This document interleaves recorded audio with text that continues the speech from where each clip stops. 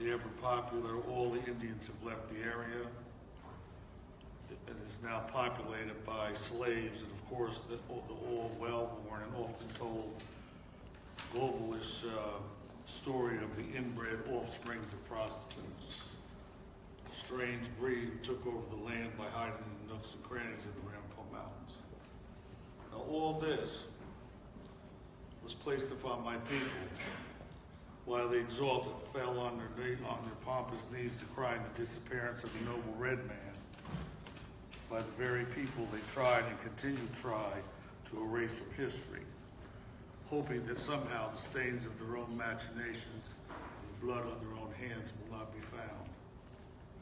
The Ramapough, the Sweetwater clan of the Muncie people, the Wolf Band, we continue to survive with the very land where we had once been directed by Sachem Katona to keep watch over the sacred places until Lunaape returned.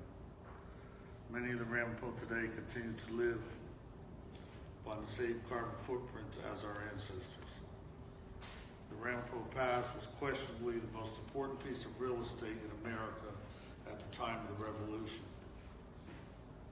Its importance remained so until 1947, as a choke point of the New York-New Jersey border would have eliminated any strategic advantage in the Northeast of the United States, just as it had during the American Revolution.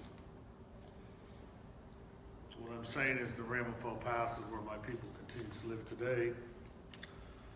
Was at that time in history a redoubt, was a natural redoubt of which we controlled. We allowed the rebels at that time, who would have been George Washington and the boys with the pantyhose and the guns, to use the redoubt. It's important to understand the strategic value of the Ramapough Pass as such. Without control of the Ramapough Pass, there was no way for the British or any adversaries to approach the New England colonies in any sizable force except off of the Atlantic Ocean. That was impossible. Or to come down through Canada or around through Pennsylvania. So by us allowing for the use of the Ramapough Pass, it eliminated any strategic advantage being had by the British in order to eliminate the revolution. The other thing that people might find somewhat interesting is that the first 900 cannonballs fired in the Revolution, the chain across the Hudson, the Capitol Dome, the Lady of Freedom across the top of the Capitol Dome was all made from Lunaape iron deposits in Ringwood, New Jersey. At the mouth of the pass, Ake and de Mawe Long is a large field, the place where the people gathered. In this field was the field of peace where many people from many different tribal nations gathered prior to the revolution, a la the name the grandfathers as the oldest tribe. The reason for that was because we negotiated peace between the nations as we went forward.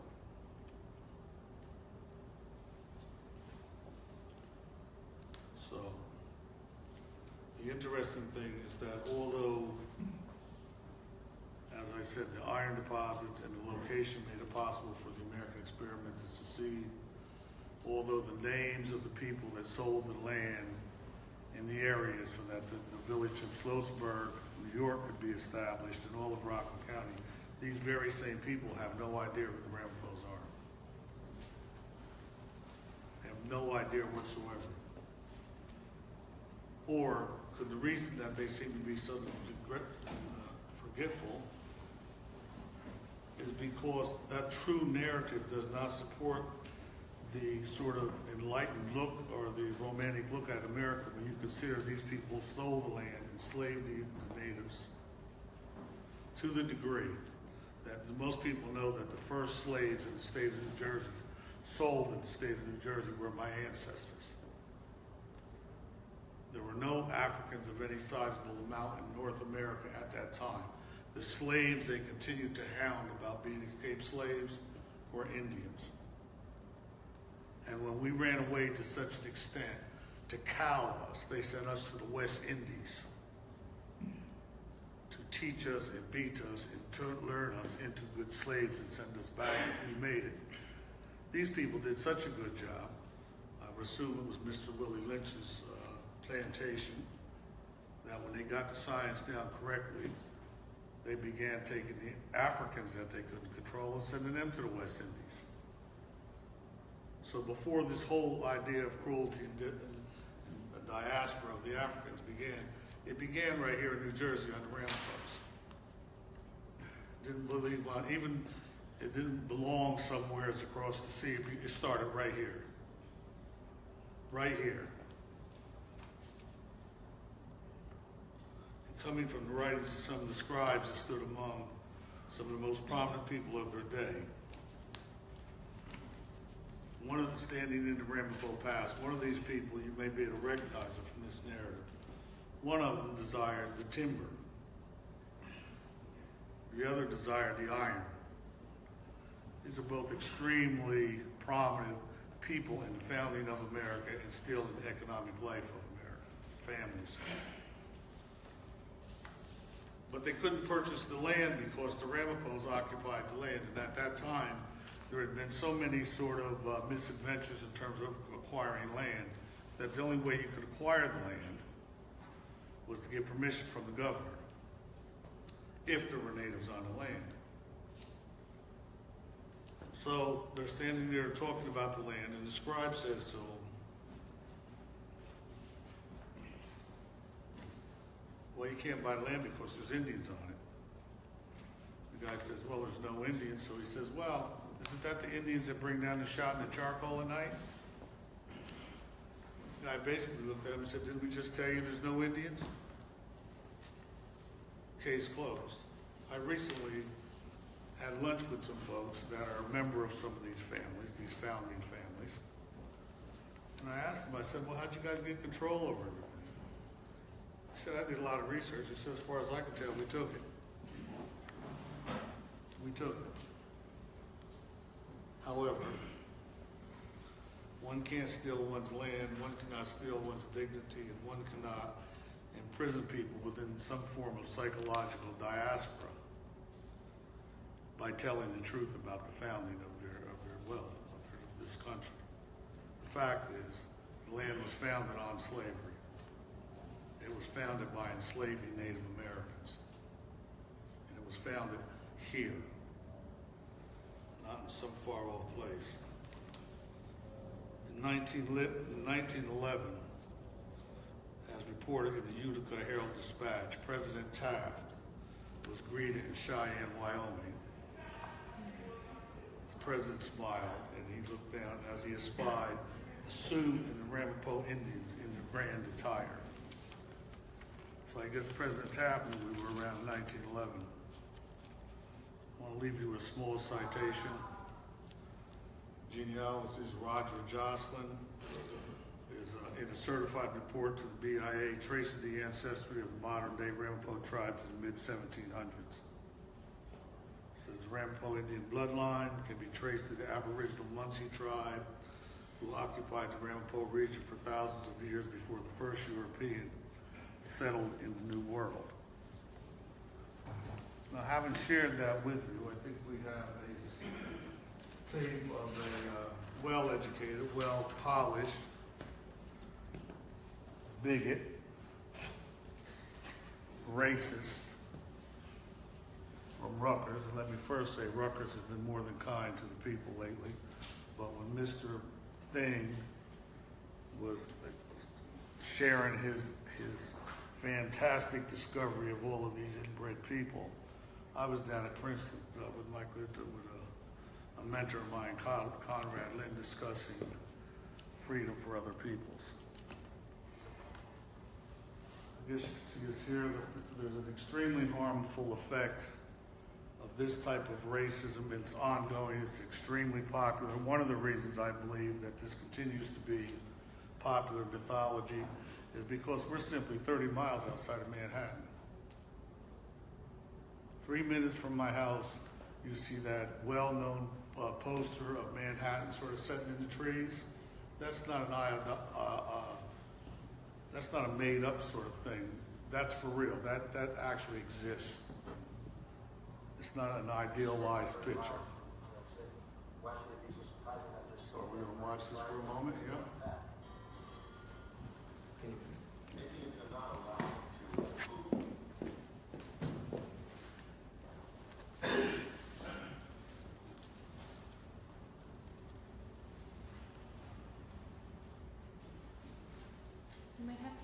on the white box, I think. Oh, just turned it on. Scientific stuff.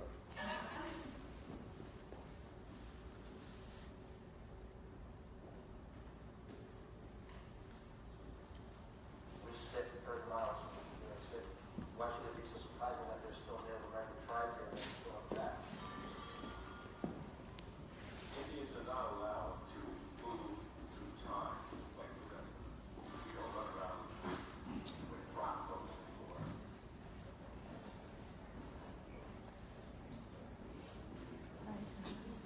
So now you have to turn the white box all the way over. Yeah, just turn the dial all the way up.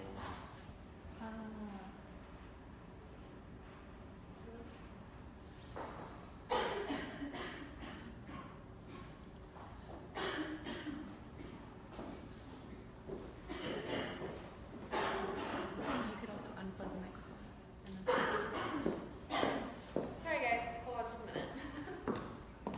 it's plugged in over there. Okay. So Now we are having technical difficulties. So just bear with us, you know. I probably broke it. No, it's definitely my fault.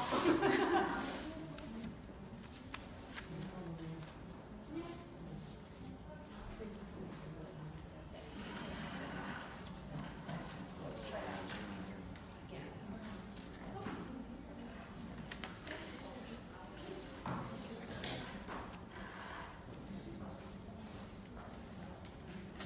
Alright, we're gonna just try it with the microphone up to the computer speaker and see what happens. Oh. We sit 30 miles from New York City. Why should it be so surprising that there's still Native American tribe here and it's still intact? Indians are not allowed to move through time like the rest of us. We don't run around in wigs and wear frock coats anymore. But Indians are supposed to be in leather to the Indians. You shouldn't be going out there and impersonating. I don't go out and impersonate other people. I am who I am, and that's what I live with him. Who is he to say who's native and who's not? Anybody that tells you they're pure-blooded this or pure-blooded that is lying. Prick your finger and see how many sources your blood comes from. Oh my God, I'm a Native American. Well, you know what? A lot of people are. A lot of white people don't want to admit how black some of them are. They school me half-breed, nigger, you name it. I put my kids on. I'll pick this kid. It is about racism. It's about the native people in this country. It's about the Ramapough being treated like dirtbags, like people have been doing for the last 200 or 300 years. Some people look at it like you're trying to be something that you're not, but it's a feeling within inside. You know, you feel that this is who I am, this is what I want to do. No matter what you think you are, the reality is when you look in the mirror, what you see is what the world is going to see, and that's how you're going to be defined. We are Ramapough Indians.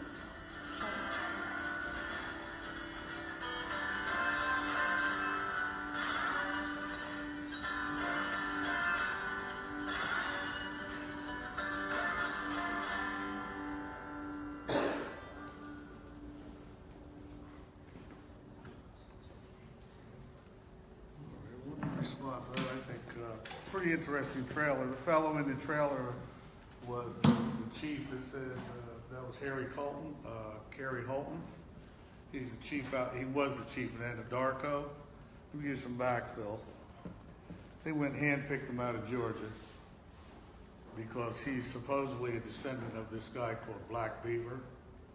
So they called me up and they said, well, Chief, what do you think about Black Beaver? I said, never heard of him. He said, well, he used to take all of the cavalry around to the various Indian nations. And he was one of the only Indians out in Oklahoma that had this big, beautiful ranch. What do you think? Sounded to me like Black Beaver was an Uncle Tom killing his own people. If you had to go to Georgia to get somebody lighter than white folks, I'd wonder who Kerry is. And that's purely on a racist basis because that's what you're saying. Racism, raw, ugly racism, masking itself as reality. This clown here, I'm not quite sure who the man is, but I would defy you regardless who you are. If you worked in a mine and you came out and he had your picture, you'd look about like that. But to write a book about it, let me help you with this Mr. Cohen clown. And I'm saying this because the effects of people like Mr. Cohen and Mr. Holt, when you put this scurrilous racist attack on a child, and what I mean is we've had our children stood up in class, you know, I'm from Ireland, okay. Okay, Susie, okay, I'm from Italy, okay. I'm a Ramapough Indian. You're not an Indian. There's no Indians in this country. What are you talking about? You're not an Indian. Well, you know what? That becomes a crime against humanity because that kind of racism on a child lasts forever. That's not one of us going in a club and somebody calls you something, you blow them off. That's attacking a child. And when teachers feel justified in attacking children because of people like this, I think we need to look at what we're doing and what we're believing and apply some of that all well-known subject of critical evaluation, critical thinking. When I first met Mr. Cohen, and I didn't meet him, he was giving a talk over in Spring Valley at the Spring Valley Auditorium. And there was about, I don't know, 300 or 400 people in the audience. So I got up and I said, well, excuse me. I said, do you know me? No. Are you sure you don't know me? No. I said, are you sure you've never been to my home and you don't know me? He said, look, I'm giving a lecture here. I said, then what are you doing with my house up behind you talking about these strange inbred people? Mr. Honesty of Integrity there left the stage. But to show you the impact of racism, some very dignified little old lady got up in one of them gray cashmere coats. You should be ashamed. He's trying to help you people. Did Goring help her? So racism sometimes tastes good if it satisfies your need to be dominant. That's what the Ramapough people have been living with for generations. Just recently, we've had people come out in the last couple of years with the documentation,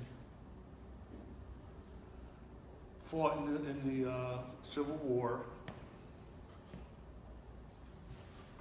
come home, told both families. One family I'm thinking about lives in Ridgewood, New Jersey. The other one lived in Connecticut. Both fairly affluent neighborhoods. And another one lived right here in Westchester. Same thing. Whatever. Don't tell anybody you're a Native American, and whatever you do, don't tell them you're a Ramapough. And I couldn't figure this out because most of our folks are somewhere between my complexion and two clouds, and we're saying, okay, well, maybe you're hiding out. We don't know why, but that doesn't run that well. Well, we found out the reason why.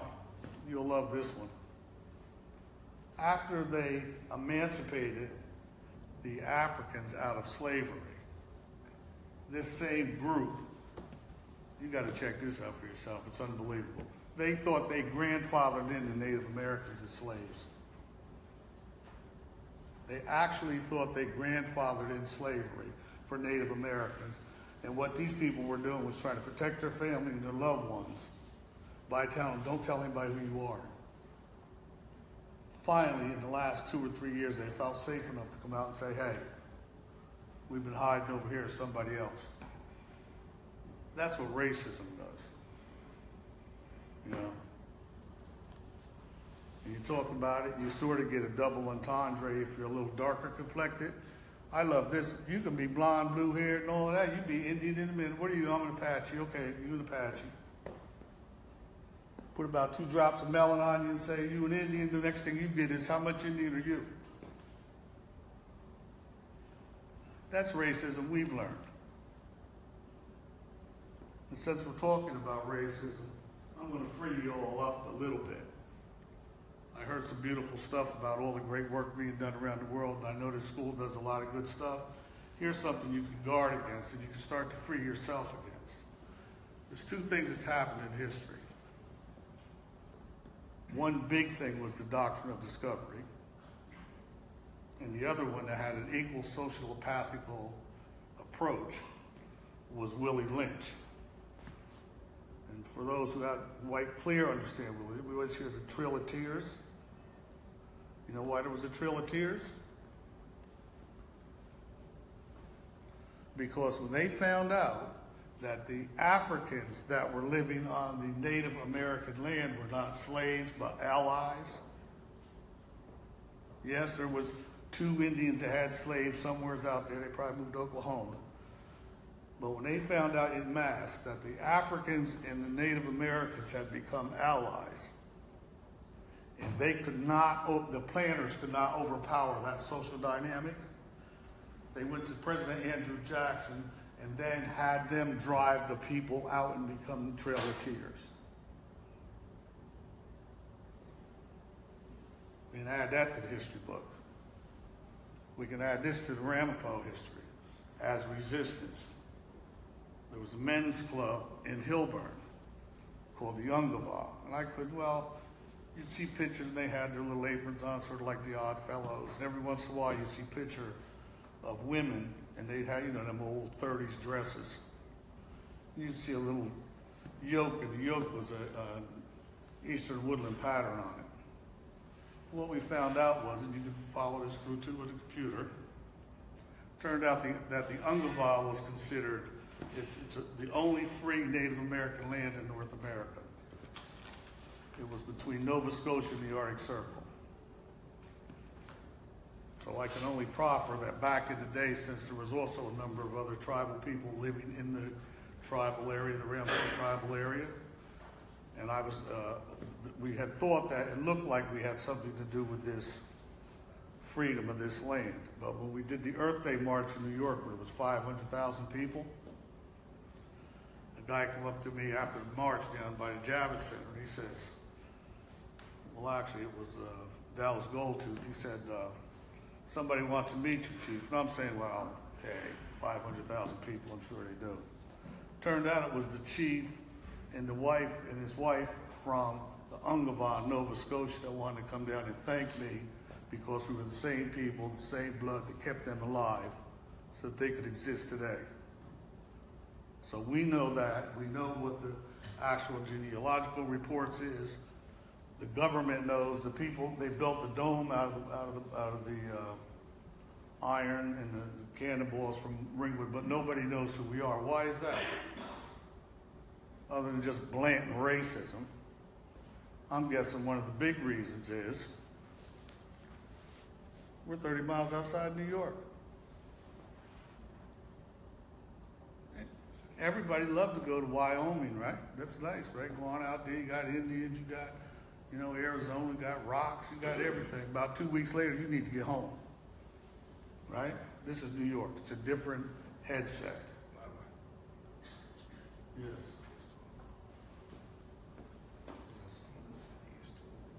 So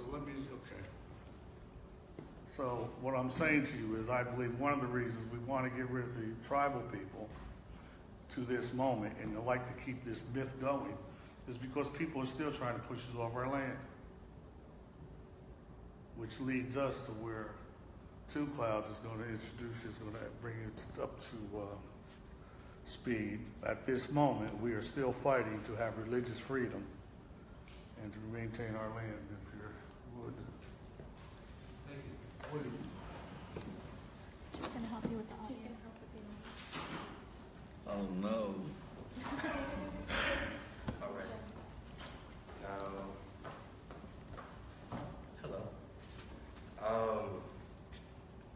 I'm gonna go over a little of what Chief Ferry was talking about. You see in the map, up where it's Mawa, Southern, and Hilbert, you see this little river that says Ramapough Pass. Now, this goes right through the Ramapough Mountains. When you're up there, the mountains go from north all the way down south. This is the only opening that you have from the water here, the Hudson River, to the interior of the country.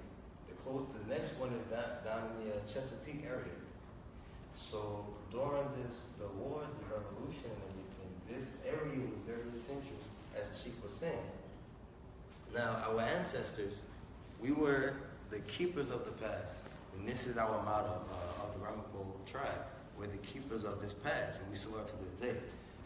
Those three towns there, Mawa, Ringwood on the other side there, Hillburn, Southeastrn, this is where the main villages of my ancestors were and where my people still live. And this is in our own oral tradition, what we know, because this is where my family's from, where Chief is from, but also from historical documents that are in the New Jersey Historical Society, for instance. So I'm going to get into that. Now, this guy,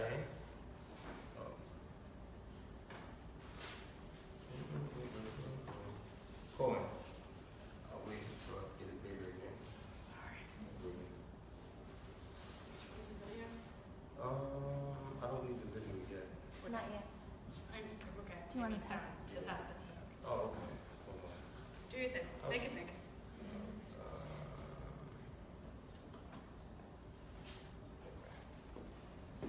All right. Of the Historical Society.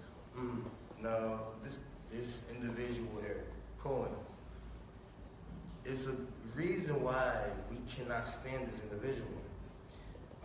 Back in, I believe it was the 70s, he supposedly wanted to trace our roots to see if we had any Native American ancestry, because what we know isn't enough. Like if someone were to go to anyone in this room and ask you where your grandparents are from, who are you? And if you say Nigerian or Irish or anything, nobody will ever question it.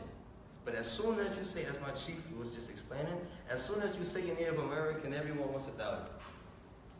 Now, my grandmother she resembles Chief here, she's Muncie, she's Ramapough from my father. My mother's mother is Irish and Mohawk, and, people look at me and they always say, you're not Native. Well, you can say whatever you like to say, but I know who I am, I know my language. But that's neither here nor there. So now this individual, David Cohen, he wrote this here book, The Ramapough Mountain People. In his book, he tries to debunk our heritage. So here's a quote by Christian Tedros. It says, perhaps the most controversial research published on this tribe was by David Cohen, a professor at Rutgers University, whose genealogical research debunked the Ramapough claim to Indian tribal heritage. This particular source was devoid of archaeological research, yet used by the government as grounds to undermine their qualification for federal recognition. He insists that while many of these people identify with the American Indians, they possessed no authentic Indian cultural traits, instead labeling themselves as colored or non-white. Now, this is from his book, The Ramapough Mountain People. This here is from the first page. He quotes J.C. Storm saying that the Tuscarora Indians represent the first real influx into the mountains and constituted the first elements in the race of people that grew up there that has become known as the so-called Jackson Whites, which is a very derogatory term for my tribe. Now, the Tuscaroras are originally from the Chesapeake area in Virginia. They, during between 1710 and 1713, they migrated up north to join with the Six Nations Iroquois Confederacy, which is in the New York and Canadian area, the Haudenosaunee, and became the Six Nations. Around the year 1714, a group of a few hundred of them stayed in the mouth of the Ramapough Mountains, in the valley there, which is where Akiende Mawawilan, or now known as Mawa, is. Once the vast majority of them continued to migrate up north, a lot of them stayed. And they wound up intermixing. So from what Cohen is trying to say, the first real native influx was with the Tuscaroran people. And with this, he was trying to take away our claim to the Ramapough Mountains. Now, from the New Jersey Historical Society, It states that in the 1650s, many Indians moved from western Connecticut into northern New Jersey and southeastern New York. Now, as Chief Perry mentioned earlier, the Muncie Lenape people, the Muncie are the wolf band or the wolf nation of the Lenape tribe as a whole. Our territory was from a little north of Albany, as far south as the Raritan River, the northern side of the Raritan. And from here, Yonkers, Brooklyn, Bronx, all of this actually, all of New York City was ours. Eastern Long Island, Manhattan is actually our language. Manhattan, it means the island of many hills. So they kicked us out but kept our language here. But, and as far east as a little past the Susquehanna River in Pennsylvania. This was all Muncie territory. So here when it states that Indians moved from western Connecticut into New York, northern New Jersey and southeastern New York, these are still Muncie people that migrated. And this is before the Tuscaroran migration also. Then we have the other quote here that also in the 1650s, a Shantuck vessel, a Mohegan pot, and a Muncie vessel were found together in Sloatsburg, New York. The vessel dated back to 1580 AD. Again, this is much further than the 1714 assumption, you know, whatever you want to call it. So these two things, it debunks what Cohen was trying to say, trying to debunk. And then also it states that 1710, after all their land was sold, the Tappan used with the Hackensack under one chief, united with the Hackensack under one chieftaincy in the Ramapough Mountains. Now, the Ramapough, this isn't quite in here, but I'll give a little bit of this history. Before 1709, 1710, the Ramapough band itself was located in southwestern Connecticut and Westchester, New York. That whole area was the territory of the Ramapough band. Now, in that area in Connecticut, there's a town named after one of our chiefs. His name was Katona. You have Katona, Connecticut. Now, in 1710, there was a treaty signed called the Ramapough Tract Deed. This Ramapough Tract Deed states that the Ramapough Indians, under the chieftaincy of Chief Katona, sold land, this tract of land, after which they migrated to the mountains that were known after them, named after them. So, if Cohen, and individuals like him, would have done actual research, it's right there, you know, it's very blatant. I found this out, you know, like this, you know.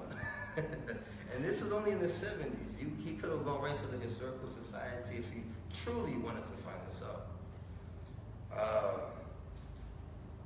And then, Chief, do you want to touch on this? Yeah. First of all, I'd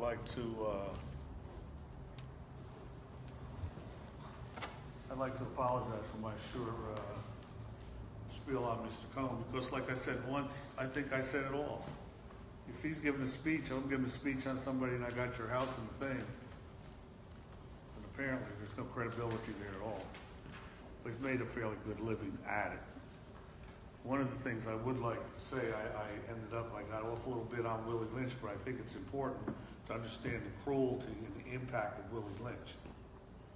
So I'd like to finish up with this last bit, and I was talking about the importance of Willie Lynch was when he came to come back here as a consultant, he taught us how to be envious, how to divide each other, how to separate out from color, how to separate out with eyesight, who was high, who worked in the house, who could touch an animal. He taught us to be envious of each other. So now that has damaged, and let me also say this in general, the Native American community is about 50 years behind the black community in coming to terms with the effects of Willie Lynch. This is real, this is serious racism. This is what's happening now in America. The other part of that is this trick played on all the white folks. The doctrine of discovery. And let me first say it like this. It does not mean anything negative about anybody sitting in this room or perhaps alive today. What the doctrine of discovery did, and I'm sure you guys are a lot of your theological students, it's probably the most highly elevated academic argument in the world. I mean, you could sit there and you can't go brain dead from the elevation of how to figure out the doctrine of discovery. Here's what the doctrine of discovery did to you today. So I hope when we leave out of here, both black, white, brown, and green, we're better people. The doctrine of discovery over a period of nearly 500 years stuck in your psychic somehow that you are entitled, even though you don't walk like you're entitled. It's allowed you to think you're entitled.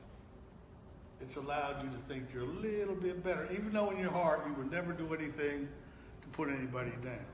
But as long as that's there, there's always going to be one somebody, we like to say this, know everything. No matter what you do, like I said, there's people that would step to us, they know more about being Ramapough than we'll ever know. They can quote David Cohen like it's the Bible. So what I'm saying to you is understanding the impact of what the doctrine of discovery has done to us as a society, what David Cohen has done to us not David Cohen, Willie Lynch has done to us as a society. Once we understand that, we can truly be equals amongst each others. But until we're willing to accept the premise that these were learned, taught behaviors, we're not going to be able to get beyond them. The unfortunate thing is, like I said, the average Native American is maybe 50 years behind the black community. I would say the Ramapough community might be another 25 years behind the average Native American community. Why? Because as recently as 2 years ago, our children were being stood up in school and denigrated. When Donald Trump, we first went for federal recognition, Donald Trump, we thought it was brilliant. He come down and he blocked our federal recognition.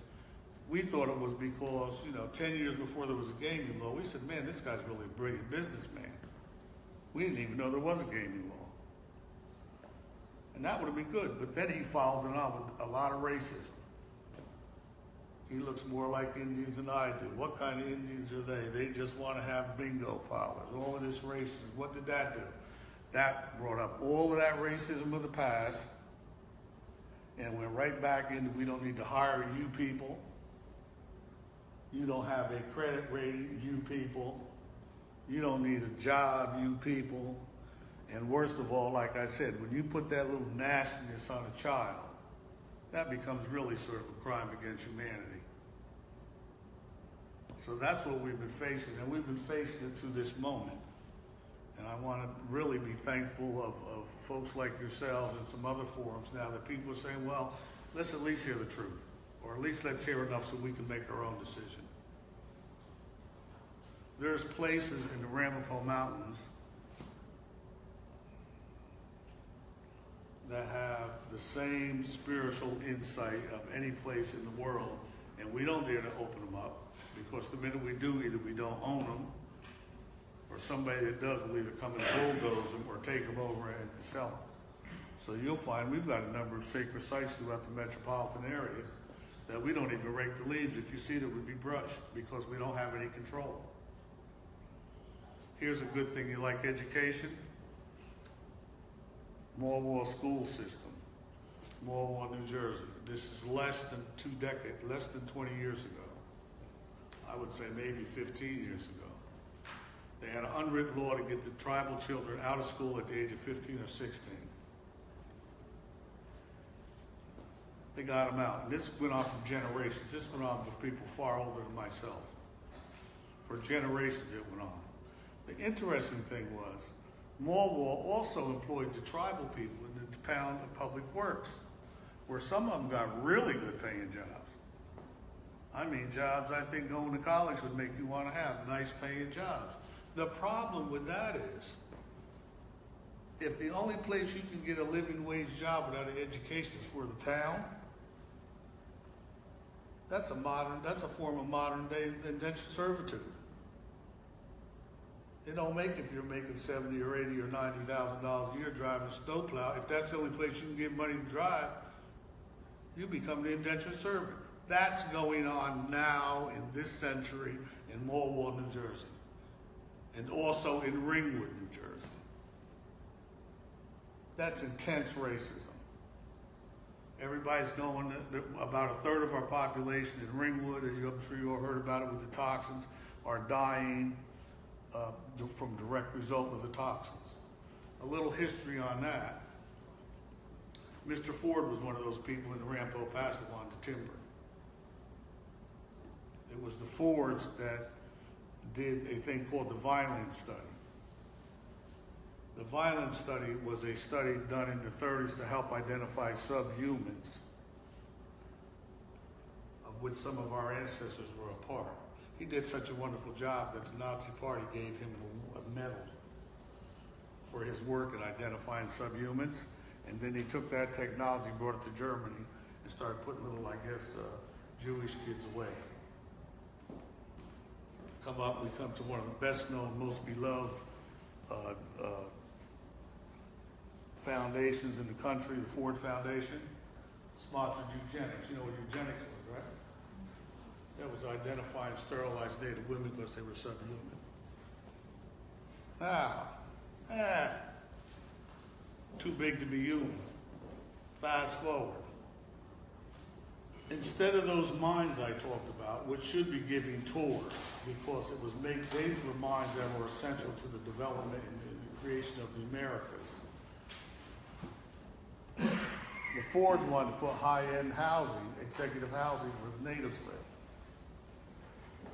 They couldn't do it because of other codiciles and things that had went on.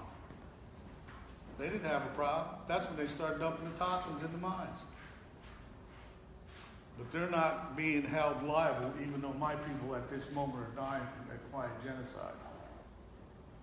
That's what racism does when nobody speaks up. When nobody thinks it's funny. So here we are now, and I'll leave off where some of the other speakers were. Where are we going to be if the great white dope keeps going forward with this current agenda?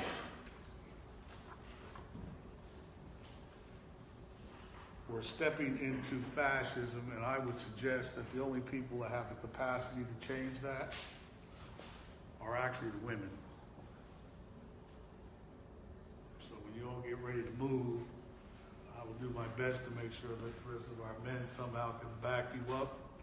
But I don't believe that these people in power or anywhere else in the world, they cannot deal with you psychologically. And we're going into a psychological warfare. So as you take the lead, you will be taking the lead for women all over the world to stand up. So just let me say, not God bless the Queen, God bless all the rest of you, good luck. But it's real, and you don't have to wait till next time because the war started yesterday. Like I said, this whole idea of ethnicity and racism, and essentially, there is an ongoing part right this moment to ensure that the Ramapoughs are erased from history. Think about it. All of the things our ancestors were involved in, we get no credit for. We are inbreds. One of the stories I like, they always say, well, you all have the same central names. We do. Back in the mid 1700s, they outlawed the use of any native name, native dress, or ceremony. So what would happen if everybody in this room were out picking berries or whatever we're doing, playing horseshoes, whatever people were doing then, and the guy come up with the pantyhose and the gun and said, what's your name? You would use the name of the best known local, usually the local governor at the time. So you might say, my name is Bob Knucklehead. And they'd say, well, what's your name? Well, you're Sally Knucklehead and Jane Knucklehead and Bill Knucklehead. Now, fast forward with the same racist paradigm. Remember, you give them the Knucklehead name because you want to stay alive. Now, let's move forward 200-300 years. Oh, they're all interbred, they're marrying everybody. No. You got about 30 different families, all named Knucklehead. But if you go with David Cohen, the specialist and racist, then you got Mary Knucklehead married Bob Knucklehead. He's sleeping over here with Jane Knucklehead. Now you got this crazy inbred group of knuckleheads. But without applying critical thinking or looking beyond the surface, it appears intriguing and true. Another part of this tale that our people have had to live with. So, I mean, it's all very simply explainable and provable if you apply critical thinking. If you don't apply critical thinking, then maybe you are a knucklehead.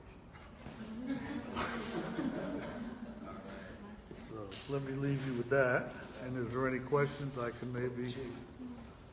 I'm sorry, I'm cutting my partner out here.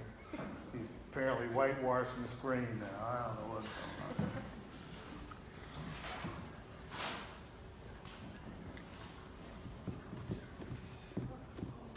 It's camp, I'm sorry. Okay. Now this brings us to today. After what's been going on in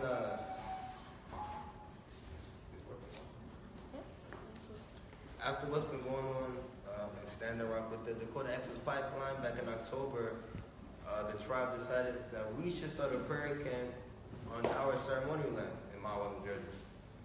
So after October 16th is when we started it, and up until now we've still been experiencing a lot of this racism in the town. I'm one of the people that's been there since the beginning, October 16th, so about 6.5 months now. And this racism is mad. You'll be able to see this. Yep, Sarah. I don't know how to get the bottom.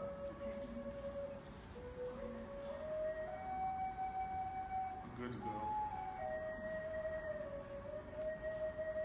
We originally put up these teepees in solidarity with the people at Standing Rock who are fighting not only a pipeline out there, but fundamentally poisoning of water, not just in Missouri River, but really a culture and a system that is placing profit above our health, safety, and welfare pursuits.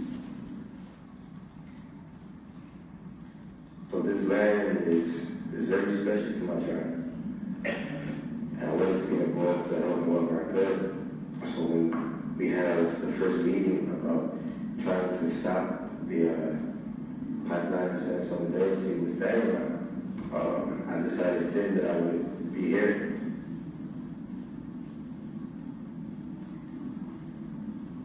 It's not a camp. We're not running a Boy Scout camp. Camp is synonymous with the word pray. It's a prayer camp. The interesting thing is that the building pipelines are carrying the same backer crew as it is out in the Dakotas. There is no domestic market for any of this oil. So other than greed and avarice, there's really no need for it to be endangering not just tribal lands, but to be endangering the water systems for millions of people is unconscionable.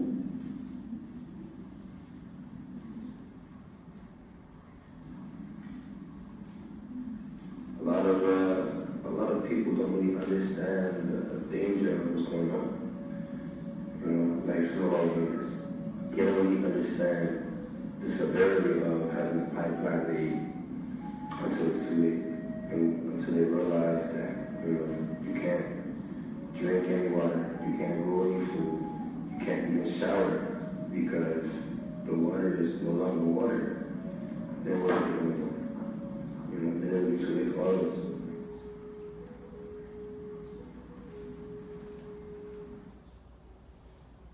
So that's what we're doing now.